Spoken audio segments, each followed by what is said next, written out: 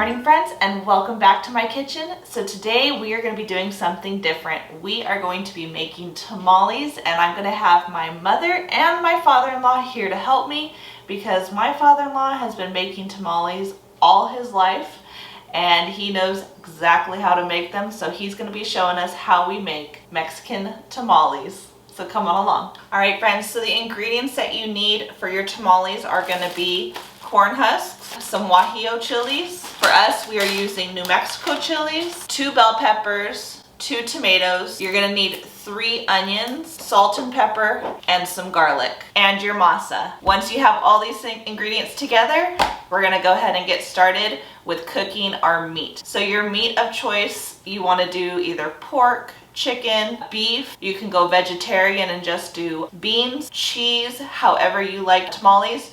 For us, we are doing pork tamales, and I went ahead and I cooked this last night. This pork has been cooking in my crock pot for almost 24 hours. So it's nice and tender, and I'll go ahead and take it out and pull it apart with you guys so you can see what it is. And I'll tell you exactly what I put into this to cook it. All right, friends, so for my pork, I did 2 pork butts.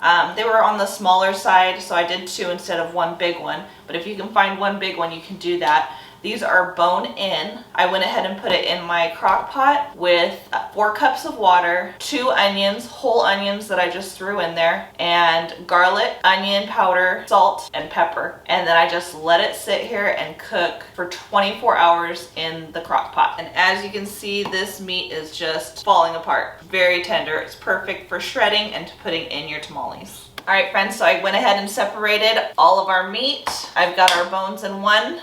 And then I've got the onion that I cooked in there in a separate one. And I'm going to put this in the sauce when we get that cooking.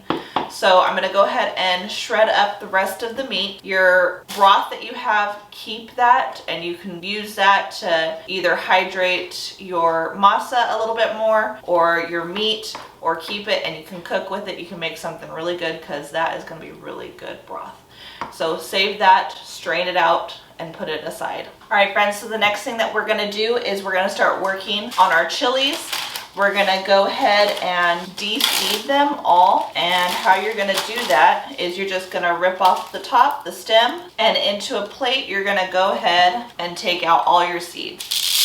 Now the Guajillo chili, this is a very mild chili. It's only for flavor, and I'm gonna use about 10 Guajillo chilies. The New Mexico chili, this one's a little bit on the spicy side, so this one we're only gonna use a couple of these ones. And do the same thing, remove the top, take out your seeds. Now, if you really like a spicy one, you leave the seeds in, and that's how you're gonna get the heat, is from your seeds. By removing the seeds, you're removing most of the heat. All right, friends, so I am all done with the chilies and removing all the stems and the seeds. So now we're gonna go ahead and put this in some water. We're gonna bring it up to a boil, let it boil for 5 minutes covered. Turn it off and then let it sit until these have softened and are pliable, and then we'll go ahead and blend it up with our other ingredients. So let me go ahead and get these on the stove and start soaking. All right, friends, so while the chilies are softening, I'm gonna go ahead and cut up the rest of our vegetables. My father-in-law said 1 large onion. I only have a couple of small ones, so I'm gonna do 2 small onions and just a rough chop, because this is all gonna be blended together with the chilies. All right, and these are done, so we're gonna go ahead and set these aside and wait for our chilies to finish softening, and then we'll blend everything together. All right, friends, another thing that you need to be doing while you're waiting for your chilies to soften is to go ahead and soak your corn husks. It helps to have them sitting and soaking and softening in some water while you're waiting. It makes them a lot more pliable to work with when it's time to make your tamales. So I just have some regular water, and you're just gonna separate them out a little bit and just soak them in this water. And the water does not need to be warmed up, just either room temperature or faucet water is just fine.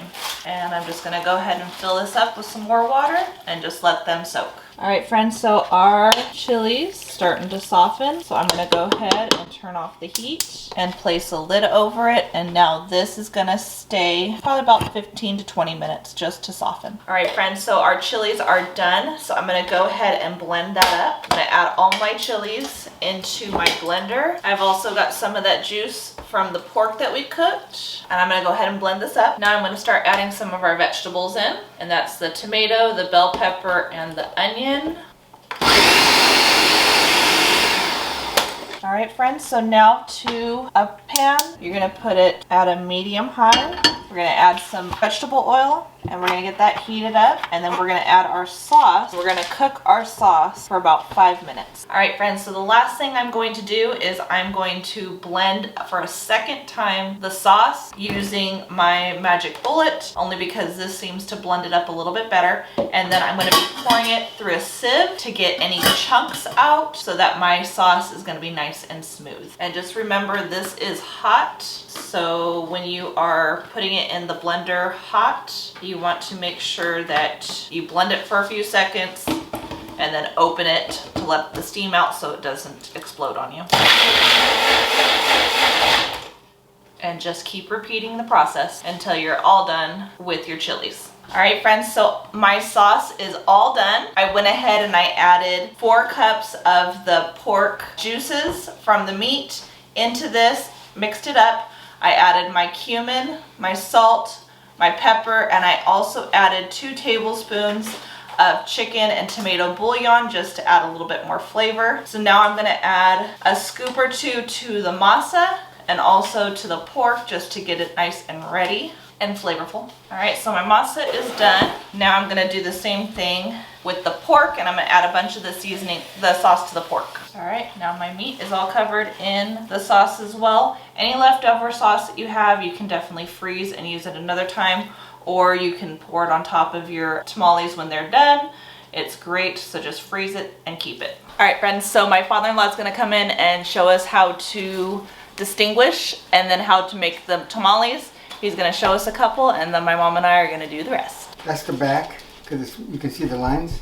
You have to make them on this side. So the flat side, okay. Yeah. Put your masa. Just like that. Fold it over. Perfect. Okay.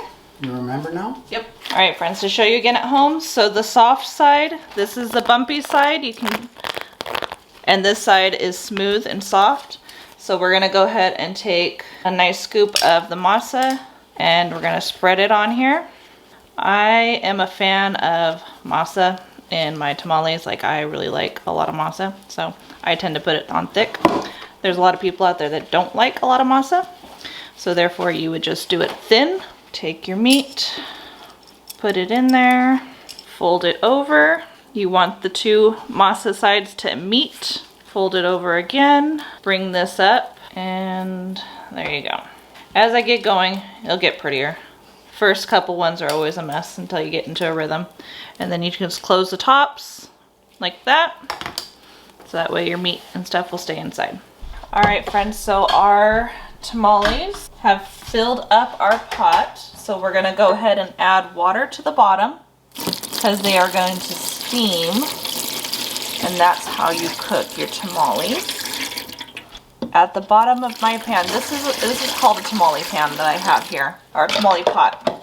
And there is about 2 inches of head space underneath there, and there's a plate that you put on top of it, and that's where the water is, and it has holes that steam up to steam this. So you want to put about 4 cups of water, and you're gonna go ahead and turn it on and put your lid on top. And this is gonna go for about an hour and a half. And you're gonna wanna come in and periodically check the water and add more water to it so that it doesn't dry out and then you start burning your pan. All right, friends, and there we have it. Our tamales are all done.